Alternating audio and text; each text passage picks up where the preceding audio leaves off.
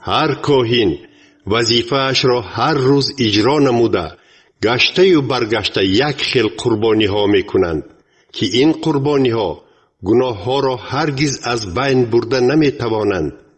ولی مسیح که خود را یک بار و تا ابد قربانی برای گناه ها تقدیم کرده از دست راست خدا نشست، حالا در انتظار زمانی است که خدا دشمنانش را زیر پایش کند. زیرا او با یک قربانی خود آنهایی را که از گناهایشان پاک می شوند تا ابد بیگناه می گرداند.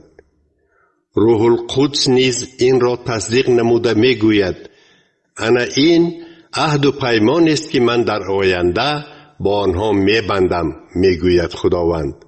من قانونهای خود را در دل آنها می گذارم و در فکرشان می نویسم. باز علاوه کرده می گوید: من گناه ها و قانون شکنی آنها را دیگر به یاد نمی آرم.